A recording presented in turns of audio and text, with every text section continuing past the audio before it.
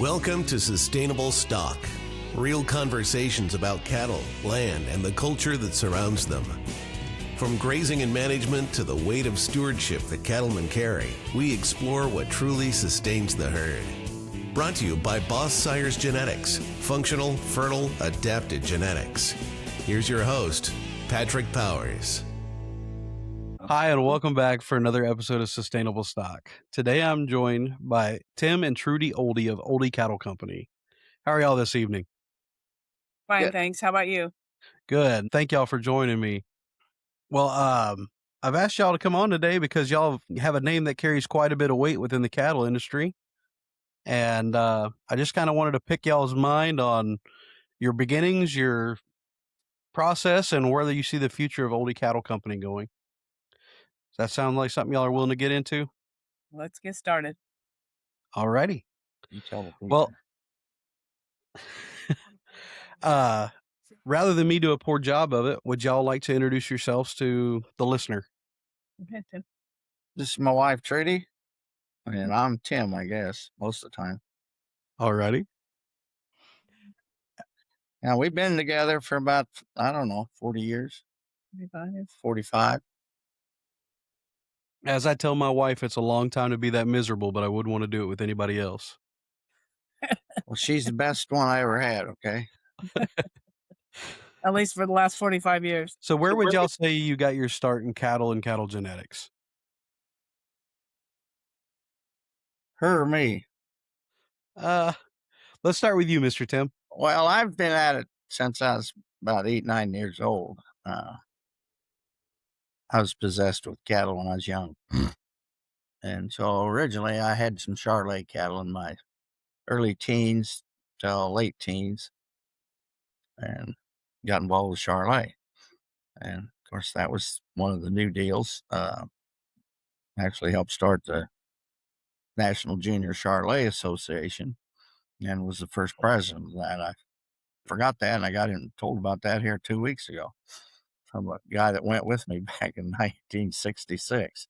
So, yeah, I got involved, and then I went off to college to thought I'd be a veterinarian. And anyway, got involved with a company called Beef Genetics Research when I was 20, rather than going to vet school, and got to go to Europe, spend time there buying, selecting cattle with my partners and DGR, it was called. So I got to see a lot of cattle in Europe. Probably the best thing is seeing some of the most magnificent cattle and smart cattle breeders. You know, we were near then when big was best, big, tall, narrow, gutless. And the German says, no, that's wrong. So I don't care whether you got cattle, pigs, goats, sheep, you need them thick, wide, deep, and forage-based, especially cattle or ruminants, not monogastric. So I'm going, okay. And you had to like what they had because they were out, a lot of their dual-purpose breeds there were run on strictly forage. They just didn't grow a lot of grain. So I was impressed with that. I'm a little chintzy, always have been, and I didn't like spend money on me or cattle, truthfully. So that's kind of what I did. And then I thought, okay, after about 7 years that I decided I had a chance to come back home. My dad had 300 acres and he wanted to retire. And I thought, okay, I'll do that. And then, so I come back and got involved. I was starving probably, but I knew people. I got to know a lot of people in those 4, 5, 6 years that had some of the best commercial cattle in the Northwest that AI'd and used some of our bulls, semen and things. So I ended up kind of selling club calves for about 6 or 8 years. Sent calves. That's how I met my wife. Took calves to California to Cal Poly University and met her there. Another gentleman, Clyde, that's been with us for 40 some years. And so I had to deal with that, but I didn't really like the business, the club calf. It was profitable. Crazily, about 1980, I bought a Kia Nina bull, which was 6 foot tall actually small for the Chianina, but he sired magnificent show calves, which at the time would win Denver, Houston, Kansas City, everywhere, and sold a lot of semen on the bull, which helped me financially buy some land in the 80s when it was very cheap. A lot of people were going broke, and bless me, I was, and everything was able to buy land quite reasonable. So I did that in the middle 80s. I decided I saw the Angus breed kind of getting decimated with too big, and I felt crossbredism in there and stuff other than Angus, and I needed a set of Angus. I loved number one of the cattle. All I brought in were the Frisian cattle, the dual purpose Frisians from Ireland, and we brought a lot in out of Ireland because it was disease free. At that time, Europe was hoof and mouth, and so we brought in some Fleckvieh back a little bit to that beef genetics. We imported some Fleckvieh heifers out of Austria, which I thought Austria had by far the best balanced cattle. Beautiful. I mean, you'd have a herd of 20 cows, you like 19 of them. It's unbelievable. So we imported some of those heifers to Ireland, and then the offspring out of them were eligible to come to the United States. So it was about a 5-year process. So we brought them in. The Frisians we were able to directly import, and the dollar pound was so cheap, we were able to buy females for $150 a piece. Bulls for $250. So we bought some, and when we imported the flex, we brought in about 20 Frisian females and several bulls. And then also was luckily salvaged some old, tremendously good Frisian bulls that had unbelievable amounts, maybe 8-10-year-old daughters, records on hundreds of daughters on about 20 EPDs, like udder size, shape, just tremendous amount of numbers. Which were meaningful. I mean, they weren't put down by the breeder. They were kind of taken independently. So that really intrigued, but I wanted to cross them with Angus. I saw some in Germany they called German Blacks, which I thought was a breed. Turned out they were a cross, Scotch Angus, German Frisian. And I said, well, heck, we can do that in America. And so my intent was to make these Angus cattle, or Angus 2, we actually call them, first it was Amerifax, American Frisian Angus Cross, FAX, Frisian Angus Cross. Actually started a breed association with about 20 people. That kind of floundered. We had differences among the breeders of a lot of them wanted them bigger than Angus. I wanted them better than Angus. And so we kind of skipped off on our own way and went to call them Angus 2, which was actually a first done by the American Angus Association and by the CEO. And but then they decided they didn't want to have an upgrade program, and he allowed me to take that name and run with it. And so I wasn't. Marifax was 3/8, 5/8, and I just was so hard to have to fit that parameter of 3/8, 5/8. So I'd have a heck of a quarter blood bull or an eighth blood. And so I finally said, I don't really care whether they got an eighth Frisian. And with the really good cows I bought, ended up in Montana, a set of phenomenal Angus cows in a dispersal that were not polluted. 30 years of records behind them. Just exactly what I wanted to cross on those Frisians. And that's really set me going there in the late 80s. And then we realized how great the Angus were, that if we we can't just cross these, we got to maintain this.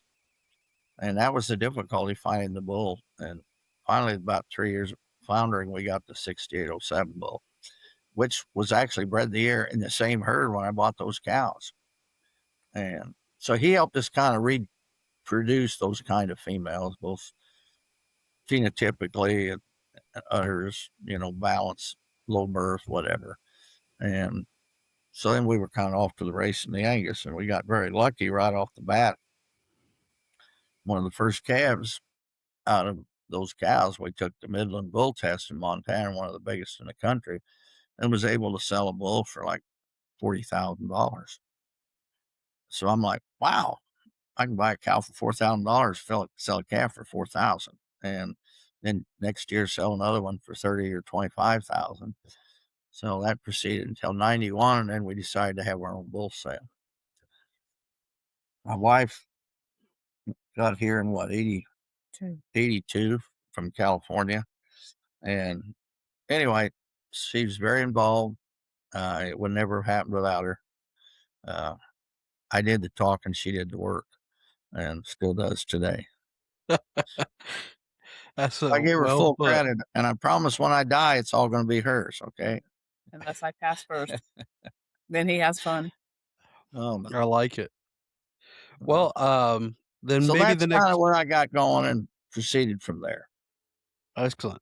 Well, then maybe I'll start the next question with Miss Trudy. What would you say made y'all's breeding program different? Different? Yes, ma'am. What set y'all apart in the industry? Well, I guess it started off with Tim is called a renegade, so I guess together we're called renegades because we don't follow the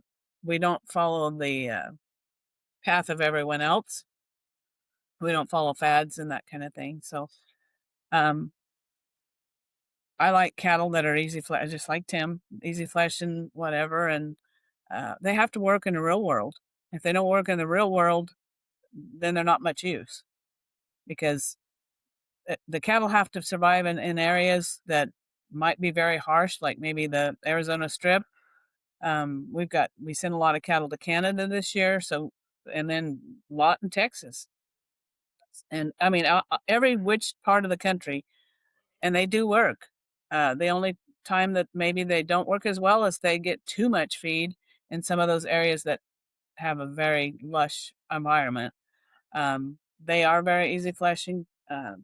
And I personally, I always think of an ideal type cow. And we have one cow we use in a lot of our advertising that was a 1991 born cow. And I still like those kind of cows today. And we breed towards that type of cow.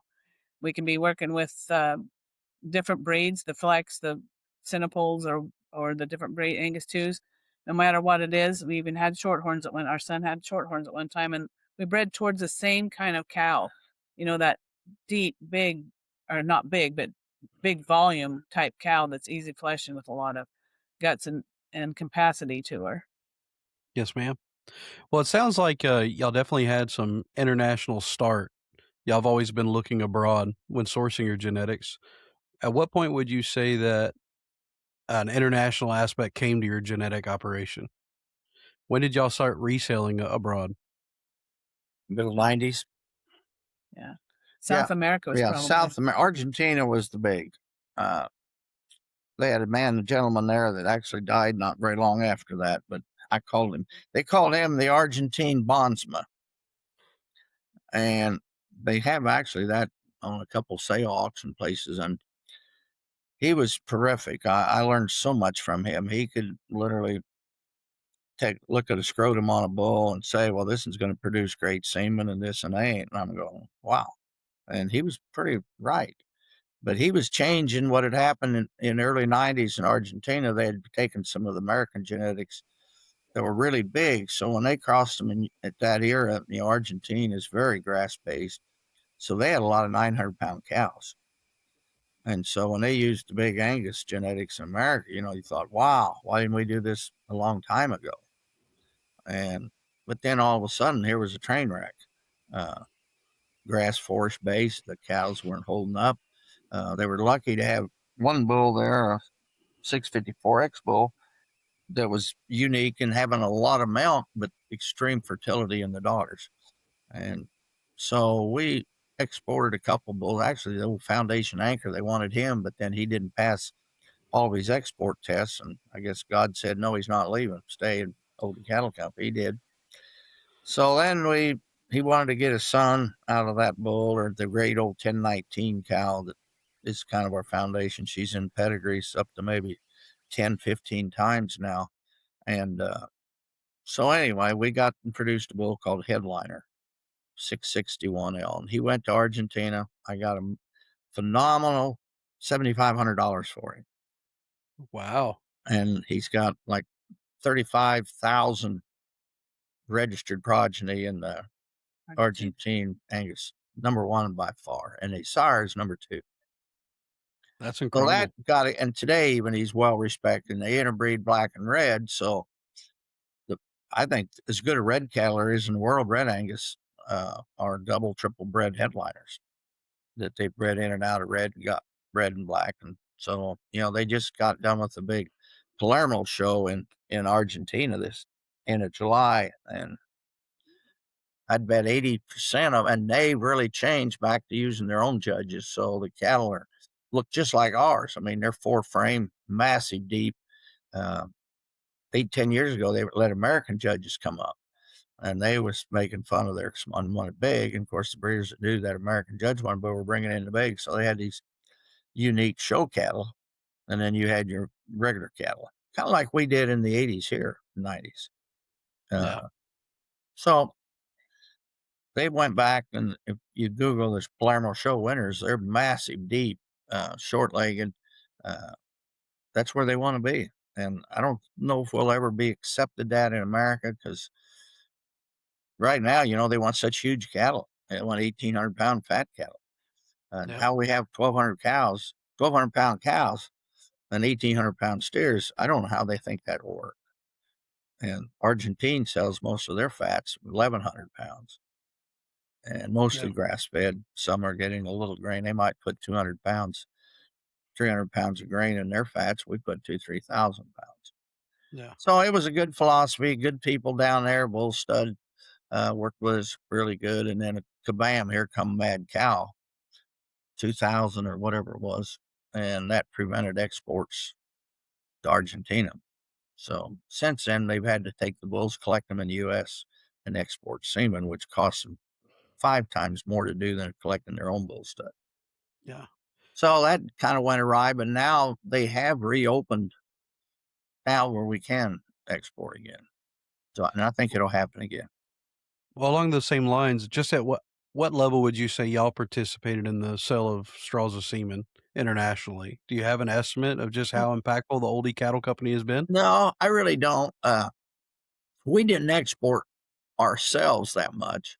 They bought the bulls. They bought the bulls and took them down there. Like Okay. Headliner and Jockey, and there's several. They bought several bulls before the mad cow outbreak. All And right. then Well, they bought some bulls in our sale and collected them here. Yeah, and exported it. Yeah, they collected and exported it. We didn't actually do the exporting. all right. Well, I always like to ask people how far reaching their genetics have been. I know you've named Argentina, but if we had a map we were putting pins in, where would be some other places we'd drop a pin? Where have you made it to? Uruguay, Paraguay, Chile, Brazil, and we got some into, I think, Poland. I seen some of our genetics somehow ended up in Poland, Bulgaria. We did send a cow that they flushed actually some. flushed in Canada. They took her to Canada and flushed her in Canada, and then took the embryos to Bulgaria and different places. And we've had it, just in the last month with the World Games, we had people in here from 2, 3, 4 different countries, just took a month's vacation going between games. We had people that head of Hereford Association, Angus, and they went to a lot of herds while they're traveling all over Montana and Dakotas. And I think without a doubt, every one of them said, "You got the best real world cattle we've ever seen." The udders are absolutely impeccable. There's just no bad udders. And so that even the other breed, the Hereford brothers said the same thing. They're going like, "Wow, how do we get udders like that in the Hereford cattle?" I said, "Good luck. I mean, it takes a lot of work, a lot of years." Well, But that then leads me. don't make a mistake, and use the wrong bull. Yeah. Well, that actually leads me to my next question pretty good. And what tools would you say that y'all actually use in your breeding decisions? Is it all mind's eye? Is there some cheat code out there? You look at the mothers. I tell everybody, they say, "Well, okay, if you want to use this bull and he's only 100 yearling DPD and 102 weaning, why don't you use the bull that's 112, 112? And I think a friend that I knew, luckily for not long, but Larry Lenhart, masterful breeder. And he always said, the more outliers you use, the more outliers you produce. So you use extremes, you're going to produce extremes. And so we kind of closed the herd down to our cattle because we knew the mothers, the grandmothers, great grandmothers. And so there wasn't nothing in there for 4 or 5 generations. Could mess up the udder, the feet, things, fleshing ability. And I like good phenotype. I mean, phenotype sells, you know, period. You go to the commercial sale barn and sell a set of bred heifers. If they're thick and pretty peas in a pod, they're going to bring more than some big, tall, high numbered cattle that everybody's got like them at home. They want something different. And their cattle is good now, the money of the price. So now they don't worry so much. Just get pounds and sell it. But it'll change. And Uniformity too. huh? Uniformity. Yeah, extreme uniformity. Like best thing that means more to me. We have a bull sale and there's 120 bulls and it's 3 different breeds, crosses, whatever. And they say, Jesus, Tim, they all look alike. And the 60th bull selling ain't no different much than the third bull. And I said, no. So that's a compliment that over is there the at best Ohlde Cattle. compliment I can have. A lot of sales, you go there and everybody finds 2, 3, 4, 5 that they want. And they bring a lot of money and then it kind of crashes. And we actually, towards the end of our sale, sometimes some of the high selling bulls and I get ribbed. They say, well, who made up a sale order? But I know those right cattle, they're going to find it, even if it's the end of the sale. I can hear you now. I'm waiting for the good one to come across. Well, buy this one because the next one will look the same, brother. The bargains in the sale are about the 3rd through the 10th. They think, well, it's going to get cheaper, and it don't. It starts picking up. And then they're going, oh, my God, why didn't I buy that? That's good. Well, what other things come into play? Do y'all utilize DNA testing at all over there? Not a lot. I don't totally trust it. I think in time it gets more accurate. But we've had some that started out, say, 70, 80 yearling EPD, which is fine to me. And they end up DNA in them and they go to a 20. And the numbers oftentimes don't match the cattle. Oh. So Okay. the technique that they're using, the computer says it's supposed to be right, but when you actually get out and look at the cattle and see what's going on, that's not necessarily accurate. Well, circling back just a little bit, if I were to come to y'all with just a stack of EPD reports in front of me, would y'all be able to help me mind selection, or do you think there's considerably more to that equation than just that? Well, we get people and say, can you send me all the data on the bulls? And I said, no. I said, because you'll pick a bull and you won't, and then when you come and see him, you won't like him. I said, I'll send you a bull that you will like, and I'll stand behind him because I picked him for you. But no, somebody that has to have nothing but numbers, he'll pick a bull that he shouldn't took. I ask him, what do you need? What's your priority? Fleshing ability, good udders, replacement females. And if they're just selling terminal calves, I guess you picked the biggest, growthiest bull. But then what do? They end up keeping heifers because they look so good. And so they backfire and do that. But you can't tell them what to do. You can kind of coach them what you think they should do. Yeah. But some follow. They can't seem to keep moderation. They always want to, like Tim said, go to the outliers. But moderation is key. Yeah. Well, any feed efficiency testing taking place over there? Yeah, I don't feed them. Survival. I don't feed them, and the ones that get the fattest, I decide they did it. It was a trick question. Yeah. All right. I did actually find for a couple $100 a feed efficiency deal that if somebody wants one, I'd sure give it to them. Still sitting out by next to an old barn. Although when I visited you, you had a deal roll through. You had I believe a neighbor or a friend go pick up a piece of equipment for you, and you were giddy. It sounds like you're constantly shopping deals. I have a problem. I like stuff. Cheap stuff. That's excellent. Well, along those same line of questions, you mentioned a little bit of early success in the world of show. What role do you feel that plays in your program today, if any? Nothing. Zero. Nothing. However, I will add one thing, though. There are a lot of club calf people that absolutely love our cows because they're so consistent and they can put anything on them and come out with those club calves and whatever else just because of the base. Yeah, we've had main Anjou people over the years, Limousine people, Simmental use our Angus to make their crosses good. And that our cows can make about anything good. I mean, I've actually got the Longhorn Angus cows. They're pretty I'm good. so glad you brought up your crosses. That was my next question. It's And that's all true. That was all Trudy's idea. it's actually. all about the base.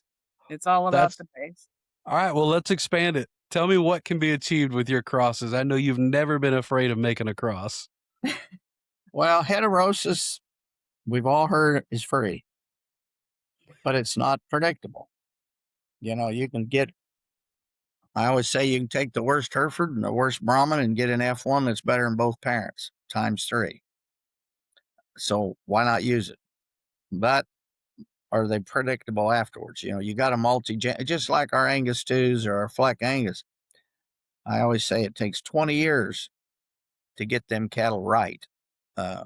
And we spent 20 to 30 years Angus 2s. Once you multi-generation them, then you become a breed and consistent. You know, the first cross or two can splatter a little ways. But if you have the same looking sire or dam of one breed and they got the same look, it works. But when you had a 7-foot Chianina bull and a 4-foot Angus, you hell, and then the next you don't know, you had some all, you know, they go all over the place. But your gene pool diversity, when you do that, it's just like in the Angus breed, the people that are breeding all the EPDs that are so different, you know, so they got to get the biggest this. The diversity in that gene pool is crazy. So when you get a calf on the other end, you don't know if it's going to be big, little, in between, depending on how the breeding has gone with the EPDs. But if you're breeding like to like to like, no matter what breed it is, you get consistency. I love it. I love that your consistency model follows even into your crossing. Oh yeah. A very line bred animal will stamp. I mean, our cows or the bulls, people will say, your bulls on our cows, and we can use other people's, throw them together. We can tell the calves out of your bulls just by the thickness, stoutness, how quick they shine. You know, they might say, oh, these calves are too little when they're born. And I said, wait a month. And they go, oh my God, you know, these calves just pour water down their back. You know, they just explode. And I want them to have the growth outside the cow, not in the cow. Yeah. Well, carrying this same theme, I'd like to move into talking about fertility and the function of cattle. You've touched quite a few times on the base function of cattle and how we might be losing our way a little bit. What traits would y'all say matter the most in building profitable cattle? You want to jump on that? Go ahead. Well, I think number one is fertility. I mean, you got to have reproduction. So I don't care what they wean, whatever, you know, you want fertility. So you got to select cattle and longevity. You know, I love cows that are 17 to 20 years old. And I think there's no reason should you sell a cow until she just finally needs to go to the nursing home. You know, she just has trouble walking or no more oviducts or ovaries, you know, ain't producing no more ovum. I don't think you should cull a cow because of bad udders, bad feet, or just necessarily say, oh, she's 10 years old. No. So you find them, we originally found them outliers that did go to 18, 20, like 10 to 21 years old. And then took that in the other way and tripled that up to where we have 4 or 5 cows from 18 to 20. And we see that helps. I mean, it is very heritable. Actual fertility, you know, they say it isn't that heritable. I think it's maybe a little, I don't know what percent they used to say, 20% or something. I'm going to argue maybe 30, 40. But that also, to interject, I'm sorry, makes a difference. If a cow takes a whole lot more feed, is going to affect her fertility. Yeah. Because if she's still growing and she's not getting the feed to stay up with that growth that they may have put into that herd, then you're going to lose fertility as well. Yeah. Well, And, I mean, go ahead, sir. well, I was going to say, you know, you want these cattle efficient, easy flashing, but you can actually, we've had some that are kind of have an obesity gene. They are too easy doing it, and they put them in the wrong environment. They get too fat And a very fat animal is not very fertile. They ain't. And so you get a 7, 8-year-old that just literally gets too fat. And a few of the bulls I actually had a chance to, with me in a research center 20 years ago, they asked me to, and they were talking this, but then all the people that was doing research, got old, quit, and the young people all are nothing but genomics, and they don't want to do research otherwise. But they were trying to find out the obesity gene, so I gave them semen on, I don't know, 10, 15 bulls, and I said, these I would say has the obesity gene, these don't. And they said, we think you're right. So then they tried to find it. I don't think it was ever finished. I think the guy retired. But we have, like I say, a certain set of cattle that I would call are changers. In other words, these are cattle that can help with some big, tall, nasty cattle. And it actually in 2 generations can make them really pretty dang good. But then once you get them changed, you kind of use a maintainer bull. When you got where you need to be, don't keep pushing muscle, power, conventionalism. You can get them too small as well as too big. Wow, that's unheard of. Preaching someone to pull back once they achieve a goal. From modern cattle genetics and breeding programs, you're supposed to constantly be pushing for bigger, better every next time. That's the consistency and like to like to like. It's And refreshing. No, it just, when you get to where you want to be, you got to just say, okay, I'm done. I've got these Angus where I need them. Now let me go get a hybrid. Let's see if I can make a hybrid and then another hybrid. I mean, I think I would like to see 20 years, I'll be dead, but 20 years from now, that instead of breeds, we have strains like the hog industry and stuff. In other words, say we got 20 strains, number 1 to 20, from extreme maternal, small, efficient, good uddered, go to 20 years old, to extreme terminal. Yeah. And a little in between. So we can, like the hogs, you got maternal hogs, you got extreme terminal hogs. But then don't get caught up using terminal bulls, which a lot of them do big growth. And they say, well, I'm not going to keep the daughters. Well, then what happens? They like them. So they did keep them. Yeah. You got to be disciplined in what you want to do. And a lot of time discipline breaks down. Yeah. Well, what are y'all's thoughts on some associations introducing functional longevity EPDs? We didn't even know about it. We literally didn't even know about it until some of our customers called us up and said, did you see the new EPD? Did you see the new EPD? And we hadn't. Yeah. It's just a note here for me that was given by a friend. I don't even exactly know what association is doing this, but Oh, the Angus Association came out with it, and when they came out with that one, they came out with the teat and udder scores too.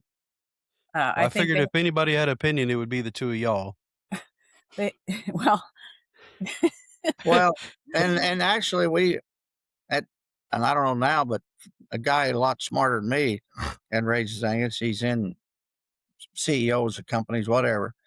He said, you realize that you got 4 or 5 of the top 10 bulls of the breed and functional longevity? I said, I don't know what you're talking about. And so then I started looking, I go, oh, that's nice. So I guess I would say maybe that was finally an EPD that we felt was meaningful for maternal. Most of the Angus EPDs were nothing but growth and carcass. I think what had happened with that, and I think it was a few years in the making of getting that, because they could take it right from the data. But the commercial guy, he was wanting that because the cows were falling out. And I believe that the functional longevity EPD is calculated only to 6 years old, which I thought was a little bit. Anyways, that's my opinion. It's a start, but we actually, if they went to 12 years old, we'd really look like we rigged the program. Like a couple of guys said, did you write this program or did you buy off the Angus Association? We had nothing to do with it. We had nothing to do with it. So if you were to implement a number, that you say there is at 6, what would your baseline? 10? Yeah. I think a cow should go to 10 years old. Yeah. In a discussion with someone in the association, she had mentioned to me that there was no significant difference after age 6. which that I was a little shocked. So I don't know. I have not researched that any further, but I thought, Okay. just to reach 6 years old, if there's a lot of dropout, if, by 6 years old, that was kind of interesting. Yeah. Well, I've asked y'all quite a bit about the different tools in your arsenal for your breeding selection and what y'all utilize and don't utilize. With all that being said, would y'all say that cattle genetics are getting better than they were, or are we taking a step in the wrong direction as a industry? Are we making cattle just as good as the 1970s and 80s? Or are we? Oh, we have, it's kind of like we got a bull here that's called Johnny Jumbo. He was a high selling bull. And I mean, he is a chunk, about 24 or 500 pound brick. And we've had people in Canada, everybody said that's the best Angus bull we've seen in 25 years. And we got him locked in a pen right now with 20 pounds of grass hay a day, trying to get some weight off of him. He's unbelievable. So yeah, guys say, well, that's the way the bulls look in the 60s. I said, no, this bull weighed 1,200 pounds at 12 months on forage. In the 60s, they'd have weighed 800 pounds. Phenotypically, they might look the same, but the growth today is so much beyond. But I think, unfortunately, we took growth with extended growth, so the cattle with a lot of growth ended up getting bigger, growing until they're 4 or 5 years old. And I want these cattle to shut down at 3 years old. So we're encouraging all that being pushed out, all that hormonal function and all that is taking a longer run just so we can experience that growth. And so now we're feeding 1,800 pound steers. Corn's cheap. Packers aren't discounting weight. Hey, they've killed some fat steers 2,000 pounds. Now, what do you do with the carcass? What do you do with the ribeye that big? Cut it in thirds? Or cut it a 1/4 inch thick? I mean, do you want to eat a steak 1/4 inch thick instead of 1.5 inches? It's an issue. Well, along with the improvement, what have we lost? Does that stand out more stark in your mind? What's been lost in this time? What we've lost is longevity. Well, and cattle that can survive in the real world, those big cows, they can't go out in those western states. There's no way. They'd die. But yeah, the carcasses and the cows that match those cattle that's 1,800 pound carcasses, there's no way without a lot of supplementation or extremely good grass. Back east, they can run a cow to an acre or less sometimes, whereas out in the western states, it might take 100 acres per cow. So there's a big difference in the cattle that can survive and actually do well in those harsher environments. Well, and some will die. I mean, I've had breeders say, we bought some of these big bulls out there, 120 acres. We got 1 inch of rain this year. These bulls not only got skinny, didn't breed the cows, some died. It just, you got to get the cattle to match your environment. With all that said, do you feel we're speaking to a single breed, or are we speaking about cattle as a whole? Or is there good cattle to be found within every breed? I know you said earlier you'd love to see strains referenced rather than breeds. There is more variation within a breed than between breeds. Go a little further with that, please. Well, you can take, say, an odd breed like a Senepol. I actually only ever used one bull.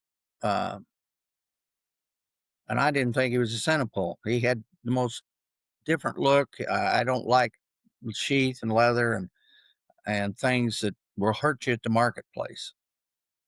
And so here was this bull that I thought looked like as good as Red Angus, 2,300 pounds I ever seen. And they said, no, he's a purebred. And so I DNA'd him. He was.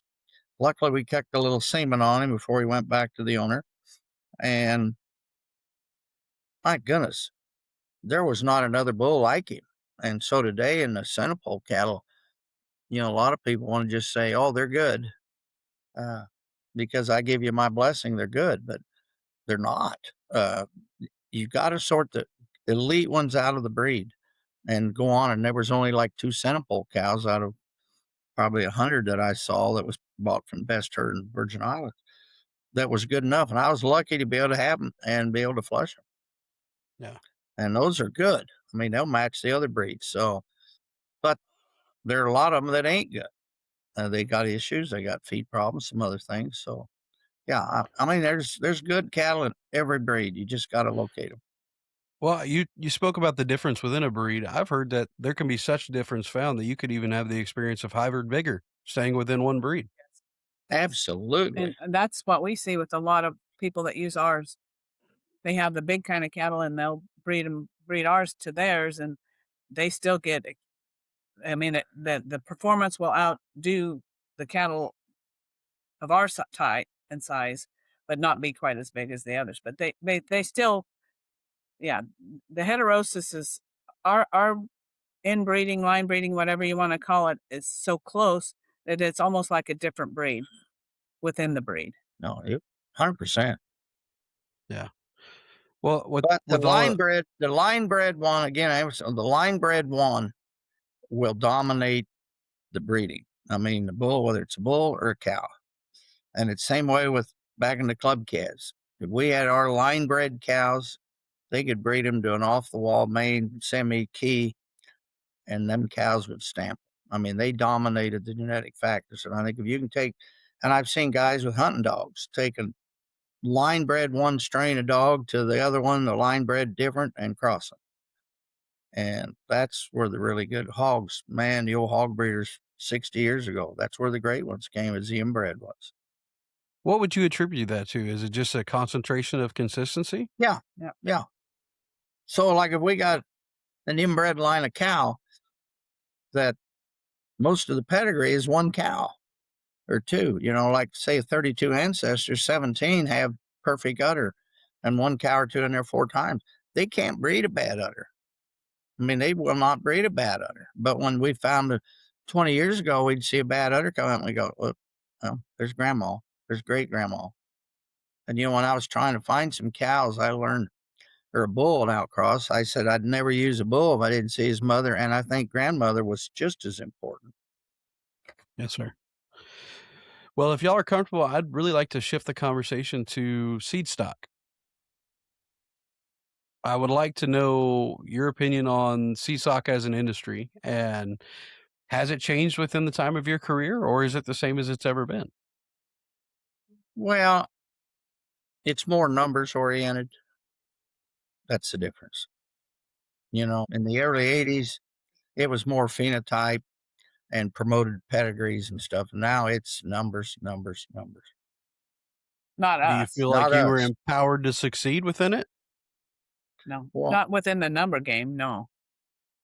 we did what our customers liked and they were happy with.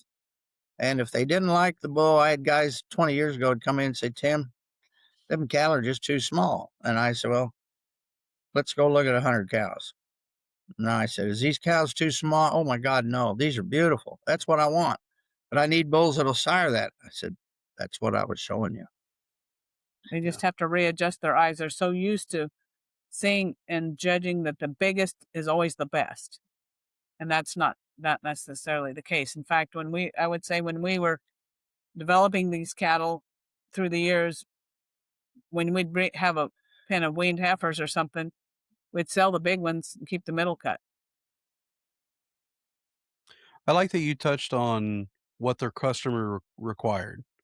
What role do you think semen companies have played in shaping the seed stock industry and customer desires?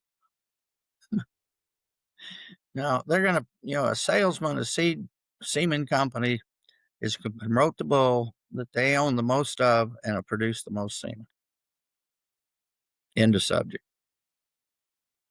That's it. Clean and cut. Well, they, we have bulls that sometimes, and they'll call him Trudy's the semen master at selling.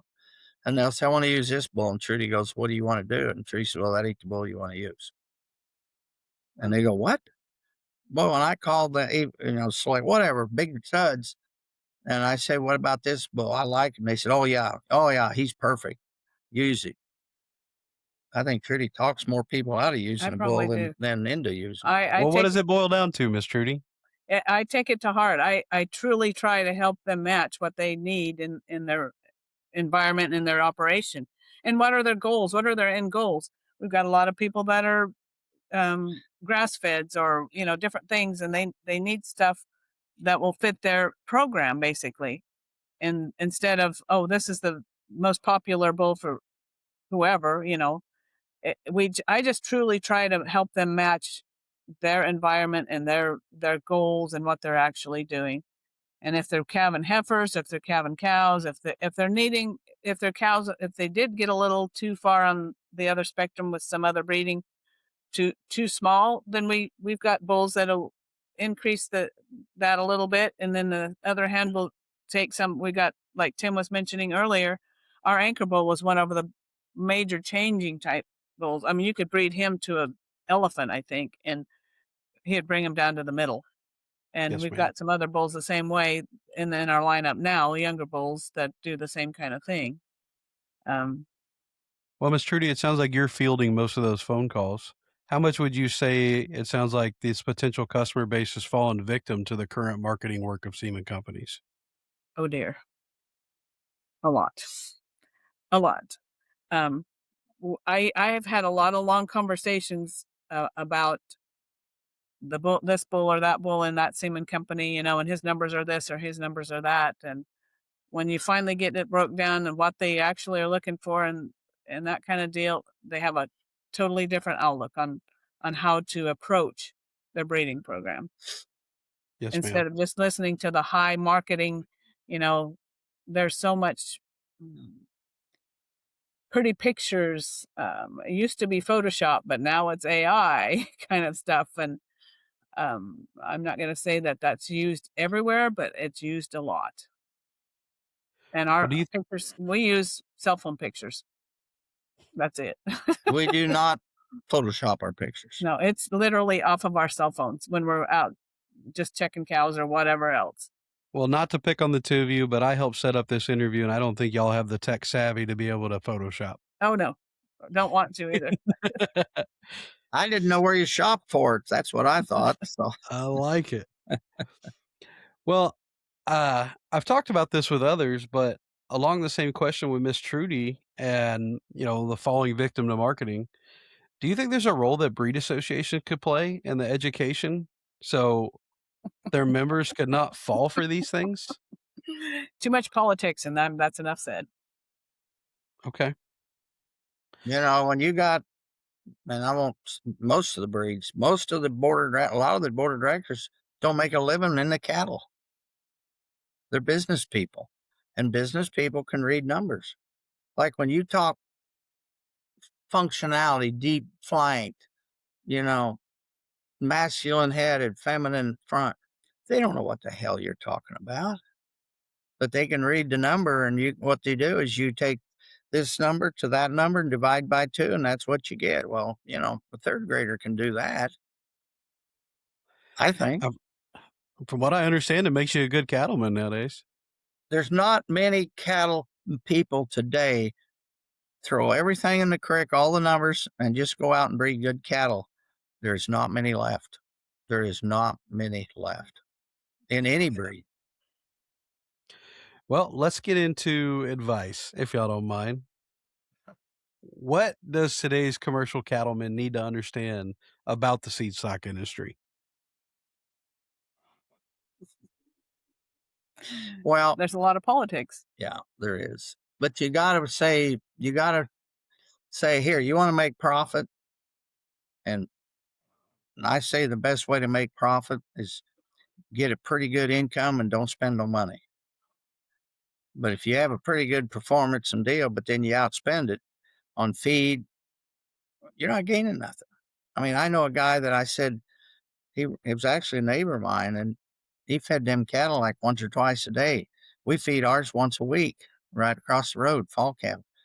And he finally started weighing all the feed he was feeding them every day. And this is 3-4 years ago, and he said, I had $17 a year worth of feeding these cattle. 1,700. 1,700, yeah. And I got $1,400 for my calves. I said, whoa. So he maybe changed thing a little, but he didn't. But, like I love the Deseret people, or not Deseret, excuse me. I like them too. But the Hutterite colonies, they've got to where they weigh every pit of feed they feed them. When they did that, they found out some of these cattle we feed 1/3 as much. In fact, talked to a guy in Wyoming this morning. He said, Tim, we're in such a drought. And he says, I can tell every one of your cattle that are straight 3 generations your cattle. And the one my boy tried to go do some elsewhere, we can tell every one of them. They're different. They're skinnier. My last episode of the podcast was called Imported Dependency. I spoke with a guest from outside the U.S., and we just talked about the dependency on grain that is imported by a lot of these cattle systems and what's being pushed. If you were to speak to someone outside the U.S. about the current state of the seed stock industry, would you feel compelled to talk about the amount of grain used within it? Yeah. I mean, simple thing is, we're a ruminant, not a monogastric. And we're turning these cattle into monogastrics with the grain and supplement we feed them. And if you want to get there, you can't compete. A hog is what, 1.5 pounds to a pound of gain, and chicken's 1.1, and a cattle is 4-to-1. Why are we trying to be that way? I mean, I think it's just like feed efficiency. I challenged them and I said, why don't we, instead of just grain, feed efficiency with grain, let's do it with hay. And they go, oh, and them feed bunks and where they weigh it is so hard to not have hay waste. I said, then pellet it. Just pellet the hay. That can be done. You're not into finding the feed cost. You're trying to find efficiency. And when they do, they all say, oh, it's all the same. The cattle that do this efficiency on grain is the same do it on grass. It is not even close. And when you have people that want to challenge it and get association help, maybe we really don't want to find that out. But it is funny how it goes the other way. You can pull a cow that's efficient on grass, and it might actually get too much weight when it gets put to grain. If they'll fatten on grass, They'll really fatten. they really, and you can feed them 2-3, and we've got people feed 5-6 pounds of corn a day instead of 16. In shorter if I look periods. this big on salads, I'd hate to see me after a diet of cheeseburgers. You've been playing football. You got padding on. That's all. I Is do that too. what it I is? put that on so I wouldn't get hit. I like it. But I'd rather die fat and happy than skinny. Well, speaking of all this, just how hard do you think it would be for someone to find functional genetics now? Is it a hard hunt? Are you tripping over them at every corner? Yeah, and unfortunately, there's everybody can feed you a line of bull. Every salesman can feed you a line of bull, but does the bull match the cattle? And there's people have sales promote the same as us. It's amazing. We started this 30 years ago. Basically, we said this, and now almost the same breeders now are saying almost like they copied our inside cover page of, oh, we didn't just breed growth. We did udders. We did this. And I mean, I'm talking big breeders sell lots of bulls. All of a sudden now they're trying to push something else because it's what's the hot thing. It takes a lot of work to change the basis of your product. It takes very little to change the language associated to your product. Amen. So what do we need to tell those outside the U.S. shopping cattle when they can't lay eyes on them, when all they have is a sheet? I know we touched on the feed. Is there any other wisdom? Any way you can see them. And, it's like these people that were here, and we get them always, every year, several tour groups. They don't realize how good these cattle are until they see them. And I tell other people, and we get calls from Utah, whatever, and they say, we kind of think we want it. I said, come and look. And here's what I'll do. If these ain't the most functional, beautiful set of cows you've ever seen, I'll pay your gas back home. And I've never had to buy any gas. I like it. Well, with all that said, I feel like it was a little bit of a lead up. And part of the reason y'all came on today was to announce OCC Caden. And? I was wondering if y'all could talk us through exactly what that is and what it means to Ohlde Cattle Company. Well, he's a bull that is massive, thick, and should change a lot of problems. He's medium frame, almost too easy fleshing, great udders behind. I mean, he's a bull that could be used on different breeds, Angus to Brahmins, and he'll do good. And That's the wonderful. consistency and the pedigree and his type. Yeah, I got full confidence what he'll do. I mean, in fact, I got him turned out, and he come back from the stud and got put in the cows. That's excellent. So he is collected for export outside the U.S.? Yeah. And do you have any idea when the last time y'all collected for export was? I know that y'all said that y'all sold live cattle and they're typically collected there. We collected for export 15 years, hadn't we? Probably 15 years or so. Maybe for Canada a little. And stuff, but we're completely sold out of all that stuff. So yeah. Excellent. I Well, I know that we're very excited at Boss Sires to be working with y'all and get to represent Ohlde Cattle Company with OCC Caden. But leaving that behind and looking forward, where do y'all hope your work with Boss Sires will take you? What do you hope that we achieve for Ohlde Cattle Company? Well, new respect, and new people that maybe have heard of us but didn't know. This gives them the ability to get to use them. Excellent. And if they use them, I think they'll be very happy with them. Excellent. Well, is there anything we didn't cover y'all would like to? Well, all I want to say, this has been a lot of work and a lot of effort. My wife puts in so many hours a day. Unbelievable. She might be in the office at midnight or 1 o'clock, and it ain't always on Facebook. It's doing records and stuff. And I don't physically do it quite as hard. I used to work 100 hours a week. I try to work 50. I wish I was 30 and she was 20. There's a lot of things I'd like to do yet with the livestock business and whatever, and actually travel. But it takes this long to get to the point we're at, though, with the consistency and just staying true to our philosophy. And that's a really, really hard thing for most people. They get caught up in all the promotion of things, and they get to second guessing themselves. And am I doing this wrong? So they take a leap off of the edge and into something that is going to be in their cow herd for the next 10 years. That was the complete opposite of what they needed. So yeah, it takes a long time to get to that point. And be happy with good. When people are doing something, when you got them good, be happy with it. Don't be saying, I got to get them better. Pretty soon you mess it up trying to get better. Like I said, extremes produce wrong extremes. And eventually, like with me, I am not challenged much more by the Angus breed. I don't think I need to change them. I just make them a peas in a pod. Well, y'all beat me to it. I was going to ask what y'all's advice for the next generation of cattle breeders would be. And y'all have anything else to add to what you've previously stated? Be honest to the people you sell to. And moderation is key. The cattle ain't no better than the people that sell them. I like it. Well, with all that, I'd like to thank y'all for coming on this evening and spending some time with me. I know it's past your bedtime and it's getting close to being mine. I truly enjoyed the conversation. I hope we've inspired the next generation of breeders, and I hope we've offered some guidance. And I say what I think, as you know.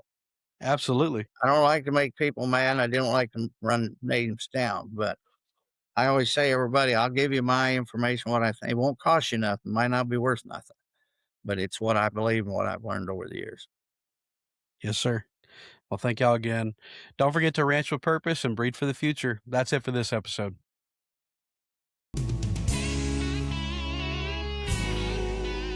Thanks for listening to Sustainable Stock. If this episode gave you a deeper appreciation for the people, the land, and the cattle behind your beef, like, subscribe, and share it. For full video episodes, follow us on YouTube. This show is brought to you by Boss Sires Genetics, your source for functional, fertile, adapted genetics. Until next time, stay rooted in common sense and connected to the herd.